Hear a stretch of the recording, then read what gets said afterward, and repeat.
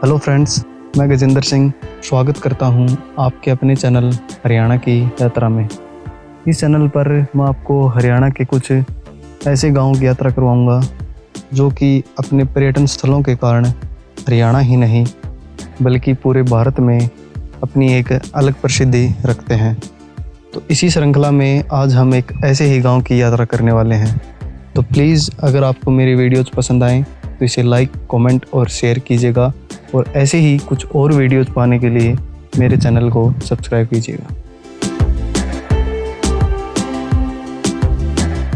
आज हम यात्रा करेंगे हरियाणा के मेहंदरगढ़ डिस्ट्रिक्ट में स्थित माधोगढ़ गांव की, जो कि अपनी खूबसूरत वादियों और अरावली की पहाड़ियों के कारण पूरे हरियाणा में अपनी एक अलग पहचान बनाता है। मेहंदरगढ़ से सतनाड़ी की तरफ 14 किलोमीटर चलने के बाद जहाँ से इस गांव की सीमा स्टार्ट होती है वहाँ पर है बाबा गुदड़िया का समाधि स्थल। यहाँ पर बाबा गुदड़िया ने 19वीं सदी के आसपास यहाँ पर समाधि ली थी और बाबा की याद में यहाँ पर हर साल दशहरे के दिन एक बहुत बड़े मेले का आयोजन किया जाता है और आसपास के गाँव के लोग यहाँ पर बाबा का आशीर्वाद लेने के लिए इस दिन भारी संख्या में यहाँ पर पहुँचते हैं। और हर साल मकर संक्रांति के अवसर पर यहाँ पर कम से कम एक सप्ताह तक भजन कीर्तन भी होते हैं, जिसे हम हरियाणवी भाषा में सांग भी कह देते हैं। यहाँ की जो सबसे अच्छी चीज़ मुझे ये लगी कि यहाँ पर है बाबा गुदड़िया के नाम से एक गौशाला भी है, जहाँ पर 1000 से 1500 गायों की सेवा होती है।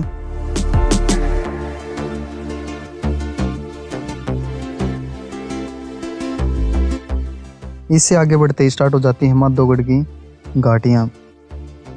यहाँ की खास बात यह है कि यहाँ पर बारिश के मौसम में, जैसे कि जुलाई से सितंबर का महीना जिसे हम सावन भी कह देते हैं, उस मंथ में यहाँ का जो नज़ारा है ना वो बिल्कुल कश्मीर के जैसा होता है।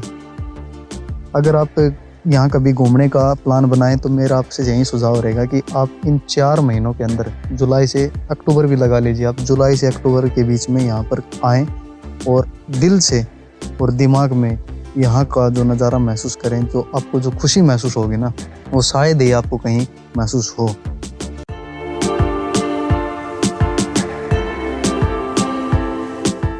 ये जो रास्ता आप देख रहे हो ये रास्ता जाता है माधोगढ़ के किले का। यहाँ से जो किले की दूरी है वो लगभग 1.5 से 2 किलोमीटर के आसपास पड़ जाती है और बिल्कुल पहाड़ों को काट कर ये रास्ता बनाया गया है। वो समुद्र तल से लगभग 300 फुट की ऊंचाई पर इस किले का निर्माण जो है वो 18वीं सदी में सवाई माधोपुर के शासक माधो सिंह ने करवाया था। और अब जो हरियाणा सरकार है वो नेशनल लेवल का इसको पर्यटन केंद्र बनाने के लिए इसका 50 करोड़ का बजट पास किया है और इसका अभी निर्माण कार्य चल रहा है और लगभग 2 साल के अंदर इसका कंप्लीट होने की पूरी संभावना है। और इस किले के पास ही है एक बहुत ही सुंदर तालाब, जैसा कि आप देख रहे हैं। ये बहुत पुराना तालाब है, जब इस किले का निर्माण करवाया था तभी इस तालाब का भी निर्माण हुआ था और अब इसका भी जो हरियाणा सरकार द्वारा इसकी भी रिपेयरिंग अभी चल रही है। और बरसात के मौसम में बिल्कुल जो बरसात का जो पानी है वो यहाँ पर इकट्ठा होता है।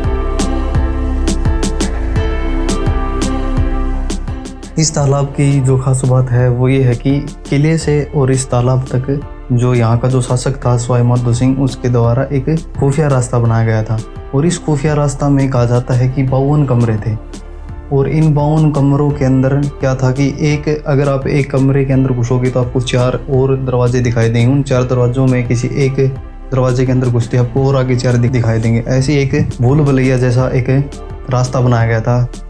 वो एक राजा द्वारा अपनी एक सेफ्टी के लिए बनवाया गया था। वही कभी आक्रमण वगैरह की स्थिति पैदा हो जाए तो अपनी एक सेफ्टी हो जाए, इसके अंदर से वो उस तालाब तक निकल सकें और आगे अपना बचाव कर सकें, इसके लिए बनवाया गया था। अभी तो ये बिल्कुल ही मलबे के अंदर दब चुका है और इसका भी खुदाई कार्य अभी चल रहा है। हरियाणा सरकार इसका जो खुदाई है वो। इस किले के साथ में ही है रानी का महल, जिसे अब हरियाणा सरकार यहाँ पर आने वाले टूरिस्टों के लिए एक शानदार होटल में तब्दील कर रही है।